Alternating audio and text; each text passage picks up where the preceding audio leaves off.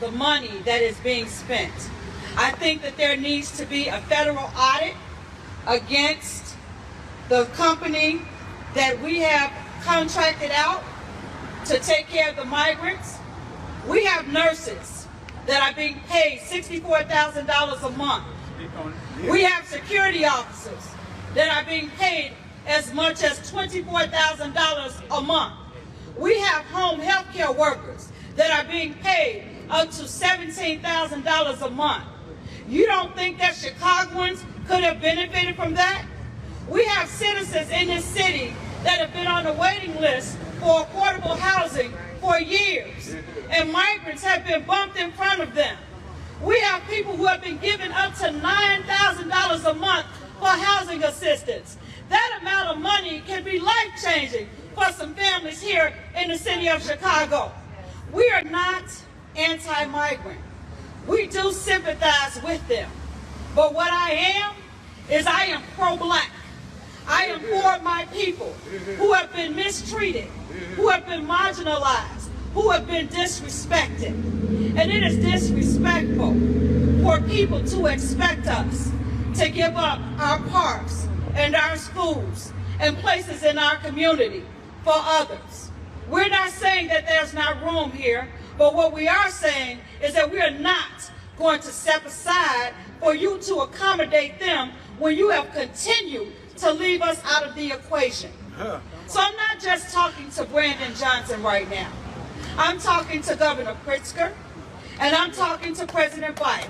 And I want you to understand that as we run into this upcoming political year, where the Democratic Party is on the menu, hear me. People of Chicago, of Illinois, and of the United States, it is time for us as black people to stop voting party. It is time for us to stop voting color.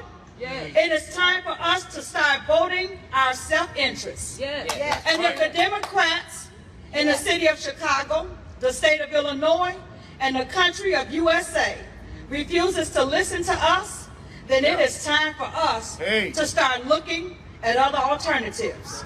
People, we are looking at other alternatives. We will not step aside and continue to be mistreated. We will not continue to be disrespected. I'm looking at people who are coming here from another country, giving work visas, giving social security cards. Nobody is asking them what walk of life that they come from. You don't think that our brothers who have been in prison, who have come out and who have changed their lives will benefit for the same opportunities that we're giving these migrants? And I'm not saying that they don't deserve those opportunities, but what I am saying is we deserve them first. What I am saying is you can't continue to put us on the back burner and think that we're going to continue to be okay with it. We've done that for long enough. And what we're saying here today is that it's no longer acceptable. We're saying to our city, we're saying to our governor that you're not going to continue to set monies aside for people who don't live here and disrespect, mistreat, and forget about us. You've forgotten about us. You have treated us as if we don't matter. And we're saying to you, you're not going to continue to do this. We're saying to you to see us. You're dumping people into our communities who are going to at some point move us out of the way. And what I say to you, if you want a glimpse into what's going to happen, look at how people of color are being treated in Venezuela right now.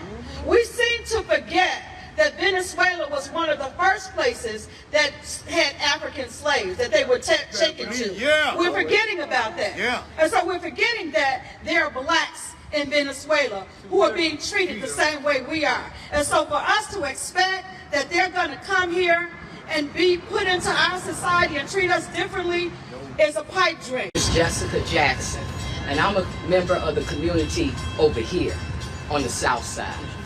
I want to say that this problem is bigger than any alderman that's sitting in city council. This is an attack on the black community, by the Democratic Party, and it's an attack on the citizens of this city. Yeah. Our rights are being violated. Our civil rights are being violated.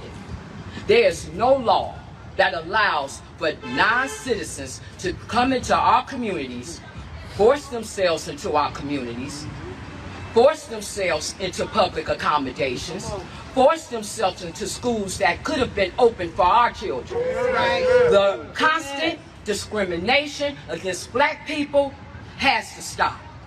I'm at the city council meetings all the time. I have yet to see any black official, any Hispanic official, any white official stand up and say that this is a violation against the civil rights of our citizens in this city, or the citizens in the United States of America. We had an incident day before yesterday with a young man named Michael Young Bay, who was doing what many of you are doing right now, filming in a public building in City Hall, filming a public official, Alderman Greg Mitchell. Greg Mitchell did not like being filmed, and he made an aggressive attack on Michael. Michael went to jail. He went to jail because he asked to file a report on Greg Mitchell. Now, we all witnessed a few days before then where the Brighton community had an attack against that alderman. No arrests were made. We all witnessed when the Palestinians were protesting in City Hall about the war between Palestine and Israel. We witnessed them jumping and fighting the police. No arrest was made. It's all anchored in the fact that those people, they have a whole different political platform than black people do. Those people have protections from their countries. They have embassies, they have consulates, the United States is in treaties with these people, all kind of deals. So America handles them lightly.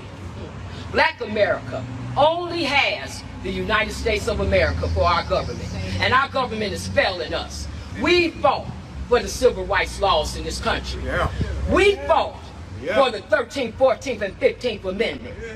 We fought for the freedoms of this country, and yet we're the last ones that's reaping the benefits of it. I was told by our alderman, Stephanie Coleman, that the money for the Southwest Side Invest, the $320 million that's supposed to be earmarked, which we later found out was $2.2 billion. She tells me that that money is a hoax.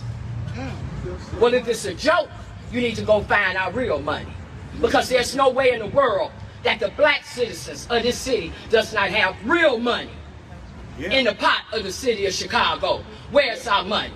Why are we constantly being told that things have to be studied? Reparation has to be studied. Reparations was in order since 1865.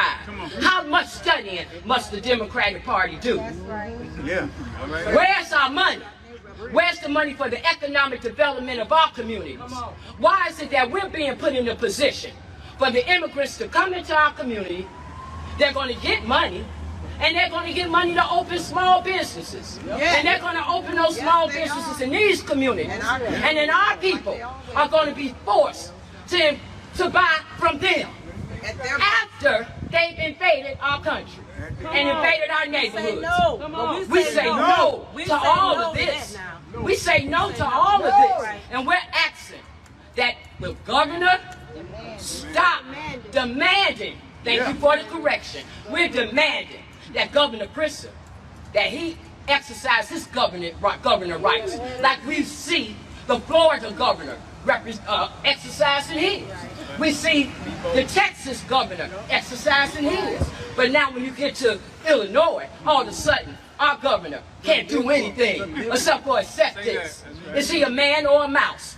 We want what's entitled to us in this country. We're demanding that Governor Pritzker turn those buses around. We're demanding that Brandon Johnson stop allowing those Hispanic aldermen, the deputy mayor of immigration, migrants, and refugees, I believe her last name is De Leon, and that DeSantis. Yeah. Why are they not speaking about this? Because they too are monetarily benefiting from it. People need to stop getting rich off the back of black people and give us our rights and give us our money. A block or two from here, we have a relative that was murdered. I'm standing here with my family, and we are demanding. We are not asking anyone for anything. We are demanding that resources come to the black community. We are no longer asking. Black people are the most loving, the most accepting, the most honorable people. We are people of dignity. Many of us have followed the rules, have done what we were told is the right thing. But we keep getting overlooked. And our children and the youth keep getting overlooked. And it's past time that it stops. This is ridiculous. We are citizens. We are citizens of the city. We are still dealing with violence. We are dealing with health crisis. We're dealing with high levels of unemployment. We can run the whole gamut, and every time that there's a list of negative things, we're at the top of the list. But when it's a list of good things, positive things, we're at the bottom of the list. Or you can say the front of the line or the back of the line. We're not standing here begging for anything. We say no when it's time to vote the budget for any additional resources other than for the black community. We say no. What do we say? No. What do we say? No. We say no. We say absolutely not. Not as long as we still have to bury our children. How is it that we're going to talk about the future of children, and I get that children are children, but how are we going to talk about the future of one set of children and bury the other set? And the ones that are being buried are the descendants and the offspring, children of the citizens. It makes no sense. And we're talking to the aldermen and anyone else that have anything to do with the vote. We say no. We demand the resources now. And you know what? This ain't the first press conference. We understand that. And you probably don't even take what we say as serious. But you know what? Action speaks louder than words. Action speaks louder than words. We are sick and tired of being sick and tired. So we are standing here. We are standing here on behalf of our children, our grandchildren, our great-grandchildren. And you know what? We look in the eyes of our children every day. Every day. We look in the eyes of our people every single day. Every day. Don't tell me about how you looked in the eyes of somebody. I don't care about that. We look in their eyes every day. And yes, I'm upset. I have dedicated my life working with children and youth. And if I can't stand up for them, then I need to sit down somewhere. If I can't stand up for those babies that I talk to on a regular basis and tell them what they ought to be doing, then I need to sit down. So we are serious. We want the resources, and we want them now. No waiting, no studies, no commission. You know what to do. You can sign an executive order on anything else. Sign the order, whatever is needed, whatever's necessary to bring the resources to the black community. Period.